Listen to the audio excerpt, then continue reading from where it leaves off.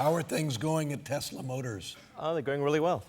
Yeah. You build cars like this one right here.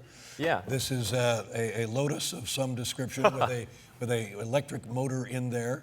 And how many of these have you sold? We've sold about 1,300. 1,300? Yeah. And this car is priced at about what?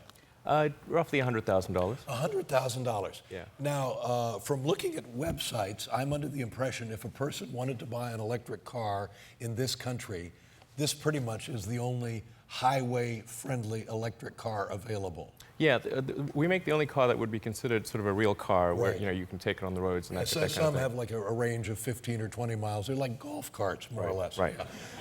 Yeah. So why, when your company decided that you wanted to do this as a project, you chose a sports car of about $100,000? Well, that's an excellent question. In fact, the goal of Tesla has always been to make mass-market electric cars, even from the beginning. But when you have new technology, it takes time to make it lower cost and mass-market. If you think of the early days of cell phones or laptops or any new technology, it starts off expensive. You remember that giant phone that the guy on Wall Street walked down the beach with, and that was cutting-edge technology? Well, it's the same thing with cars. So, in fact, anyone who does buy the Tesla Roadster, the sports car, at $100,000 is helping pay for the development of the lower-cost cars to follow. And in fact, we've recently announced our sedan, which is... But that'll be available when in mass production? In a couple of years. In a couple of years. Yeah. But you mentioned new technology, but to my way of thinking, the electric motor is not necessarily new technology. It's been around for nearly 100 years, hasn't it really?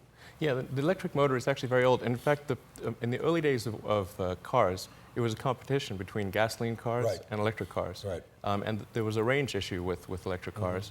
And so gasoline ended up winning out.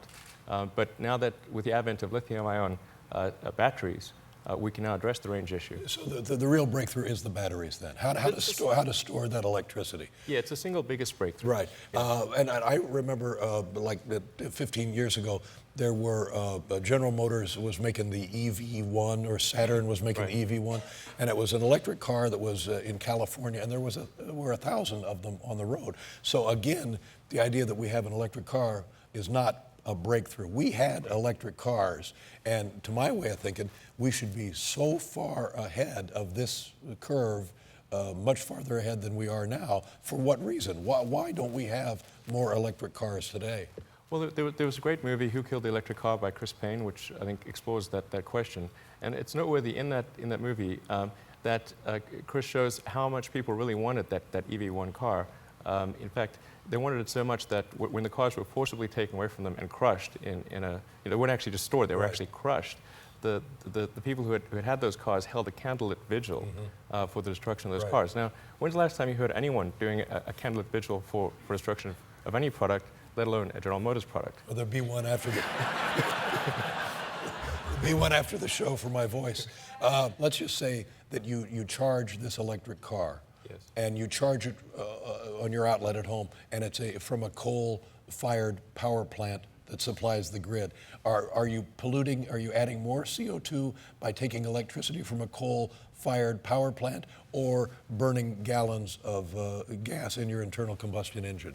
Actually, even if 100% of the electricity comes from coal, the Tesla Roadster, which is a sports car, produces less CO2 per mile than a Toyota Prius. So, and of course, in many parts of the country, coal is less than half of the power. And as we go over time, we're going to have to move to renewable energy generation. Right. But when you say over time, I mean, we are so far beyond over time. This should have been taken care of, or taking place 20, 30 years ago, right? Yes, absolutely. I think we were sort of lulled into complacency with a temporary drop in the price of oil. But that's going to come back to haunt us in a major way. But when you take a look at the economy and the circumstance at General Motors and Chrysler and Ford, what if the electric car movement had not been killed off 20 years ago, and every company had now a viable electric car? Would that be a means of keeping these factories open today? Would that be a means of further research and development and greater employment and greater marketing and showrooms and all of the accessories that need to accompany an electric car? I think it's fair to say that with the benefit of hindsight, General Motors probably wishes they had done an EV2 and an EV3 following the EV1 rather than sort of crushing them in, yeah.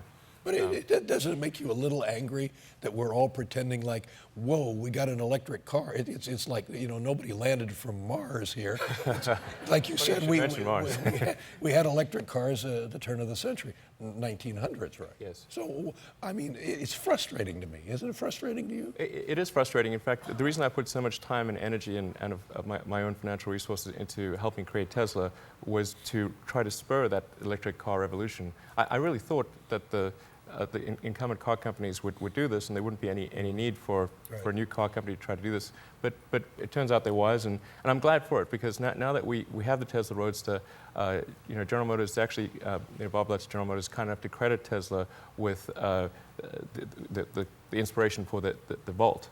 You know, that they're coming out with the plug-in hybrid Volt. The Volt has a range of 40 miles. Yeah.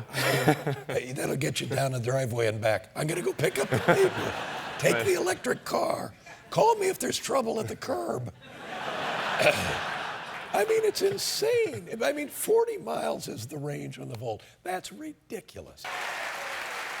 I was talking to Elon Musk during the commercial, and he says from now on, for every electric car they sell, he'll throw in his new fragrance, Elon Musk. So, yeah. I mean... Dave, I can't thank you enough for plugging this product. Go crazy. Now, I have driven one of your cars, and I must say in the beginning I was skeptical and nervous, I think, like everybody else, because you think electric car, this is for guys in Topanga Canyon selling sprouts. But the thing is bulletproof. I mean, you can drive the wheels off the thing, and I honestly, I thought the first time I would charge the electric car that my house would catch fire. That didn't happen, and it couldn't be more safe. The thing goes like a bat out of hell, but it irritates me that people who might be interested now, because honestly, very few people are going to spend the money to buy that car, as slick as that car is. Yeah. But it does kind of call attention to the product, doesn't it? Absolutely. And it was important for us to also show that an electric car can be a great car, that it can compete in its own right against gasoline cars. So we wanted to make sure that we made a sports car that even if it wasn't electric, it would still be a great car to buy and compete against other cars. Between you and me, the first time I drove it, I was worried that it would magnetize my nuts.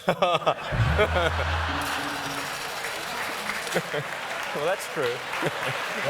This is the sedan, is that right? Yeah. And you know, those fuel cell cars, that's a load of crap too. You know, oh, hydrogen, it's going to make its own hydrogen. You can do it and it'll be right there. Well, they're talking about 20 years from now, maybe 20 years from now. So I think that these automobile companies, and it couldn't be a worse time for them to be doing this, are just shining people on. Because if they were actually working on technology that was going to be in showrooms, they wouldn't have to be closing down plants and filing for bankruptcy. Right.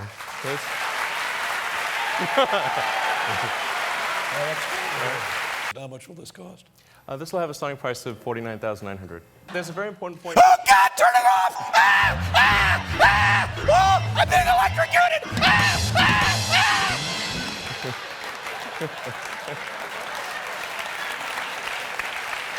Thank you. Thank you so very much for being here.